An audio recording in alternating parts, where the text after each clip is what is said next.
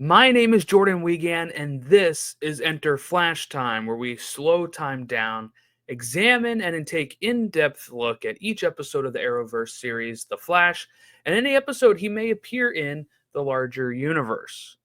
But today we are still continuing our preseason before we kick off our rewatch by discussing the first three issues of Absolute Flash. What if Wally West was the first Flash? What about Eobard Thawne working for the government and Wally's father? What if Wally and a baby Gorilla Grodd teamed up to take on the Rogues? These are the questions that Jeff Lemire asks in his first few issues of Absolute Flash, one of the latest titles to be launched in DC's new Absolute Universe. I'm sure if you're watching this video, you know all about the Absolute Universe, or at least Absolute Batman, which has been selling like crazy. So much so that the first issue has had 5 printings. But what is the Absolute Universe? It is a new initiative led by Scott Snyder. If you are familiar with the Ultimate Universe at Marvel, it is very similar.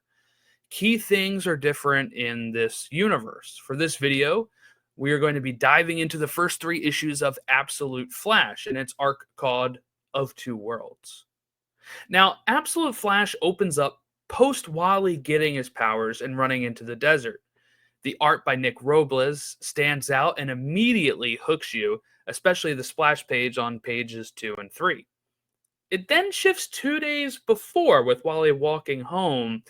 Here, Wally is 15 years old, an age he hasn't been in the comics since, I don't know, at least the 80s. We were introduced to Absolute Barry Allen at this point as well, who is a scientist for the military on a military base where Wally lives with his father. After a fight with his father, Wally walks back to Barry's lab. We actually see a glimpse here of the little gorilla that we will learn is Grodd later. Barry is in the middle of a test when Wally appears. Barry urges for Wally to leave. Wally doesn't and tries to help Barry, but is instead imbued with the Speed Force. During this, we are cutting back and forth with Wally on the run in the desert while the Rogues are hunting him down. We see in the cave a skeleton with Barry's outfit and ID, with Wally lamenting that he had killed him. We then see a flash forward to a year later with who I presume is Mirror Master watching video footage of Wally over the last year. The second issue picks up in the cave with the Rogues hot on his trail. We see more flashbacks to the event that gave Wally his powers and cost Barry his life. Wally's father interrupts and sees Wally in what I am dubbing his Speed Force form, a sort of ghostly lightning bolt form. Wally's father is upset with Barry. Wally urges both of them to stay away as he lets out this electric bolt that strikes Barry. As Wally runs away from the Rogues, he sees both his past and his future. 2 futures. One where the Flash is lauded as a hero, and the other cast in ruin in his Speed Force form standing over the wreckage. He asks himself, am I a hero or am I a monster? This leads the Rogues to decide to unleash Grodd as their last option, which leads us to the third issue. We see a flashback again of Wally striking Barry with his lightning and panicking. He runs, and Barry is somehow chasing him, asking for help as we see his flesh deteriorating. Back in the present, Wally is running from the Rogues and ends up at a farm where Grodd will ultimately find him. We also see here that Wally's dad is who sent the Rogues and Grodd after Wally. We also see our first glimpse of Absolute Thawne, who is working the Grodd camera feeds on the computer for the government. Grodd and Wally touch fingertips and have a connection. They have this moment beautifully crafted where we see them bonding over memories of their mothers, Wally losing his mother as a young boy, and Grodd being ripped away from his mother to be tested on. And now these two can communicate via thoughts. Grodd helps Wally defeat the Rogues, and the issue ends with Wally picking up Barry's suit he had been experimenting with. A lightning bolt sits center of the suit. It is the Absolute Flash suit. He puts it on and runs with Grodd hanging onto his shoulder. I really dug the first arc of the Absolute Flash. I've been open in the past year or so about how I've been mostly disappointed or not vibing with the Simon Spurrier run currently on the main Flash title. So when the Absolute Universe was announced, I'd hoped Flash would get a title. When it was finally announced he was getting a title, I immediately added it to my pull list at my local shop. The art has been fantastic. The story has been compelling. I love how much it bounces around from the present and the past. And while it can maybe be initially confusing, waiting month to month, reading them all together again after the latest issue released, I feel like the flow is much better than I had remembered.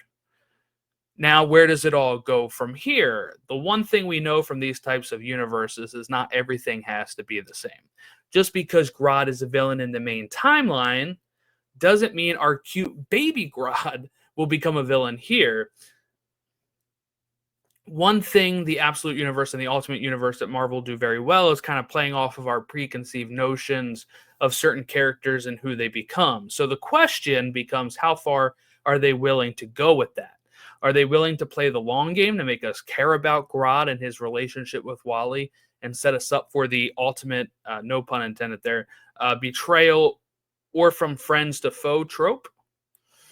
Or are they willing to take a villain like Grodd completely off the board in this universe so Wally can have a cute sidekick? I don't mean that in a derogatory way either. I actually lean more towards wanting baby Grodd to stay with Wally and be a hero. I think their dynamic is very interesting, and it gives us something that we've never seen before. While we've seen Grodd and his gorillas take down central cities many, many times. The Thawne part is interesting, since his main nemesis is Barry Allen, who is now dead. The whole reason of Thawne becoming Reverse Flash is now gone, right? These types of changes really work for me in these alternate universe tales. We've already seen Thawne be Reverse Flash. What if instead we get Wally his own Reverse Flash in this universe? We've already seen Grodd be an evil mastermind. Why not let him be a sidekick to Wally? That's kind of where I lean with all of these changes in a universe like this. Now let's get to speculating. That scene at the end of the first issue that takes place a year into Wally's adventures seems to lay down some clues. We see more green gorillas in one of the screens and a city in ruin. Now, this doesn't mean Grodd turns evil, because we see earlier in the comic when Wally goes to Barry's lab that there are other gorillas here. Maybe these are other gorillas that they've been tested on and they will end up turning loose. This could also be a sign, sadly, that Grodd does turn evil and leads these gorillas onto the city. We also see this like molten lava figure. I'm assuming this might be Absolute Heatwave, since he was not part of the Rogues in this first batch of episodes. It also looks like we have another experiment like Barry did, but this time in the desert. So could this be the birth of our Absolute Reverse Flash?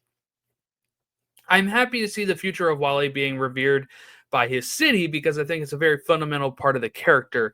The Flash is loved, so much so that they make a museum for him in the city someday. I think my biggest issue I have so far in this run is that we have yet to really see Wally making saves in the city, connected to being lauded by his public. Mostly because the first 3 issues are this origin tale, and I think we are going to get more of that in the next few arcs. These first 3 are really bouncing around from a couple days before the accident, and then his being hunted by the Rogues. So I think we're about to see maybe more traditional superhero Flash saving the day type stuff. I hope that's what I really want to see with this new Flash. But all in all, I'm really enjoying my time with the first 3 issues. And if you haven't read these yet, while I did spoil some parts here, I seriously think you should. And if you do give it a try, let me know your thoughts. I love discussing the character with other fans. After all, I am running this podcast about the Flash now. But I guess we'll wrap it up here. Thank you all for watching or listening along to the show. I hope to see you next time as we continue our preseason coverage leading up to the first episodes of diving into the Arrowverse and Barry Allen's The Flash.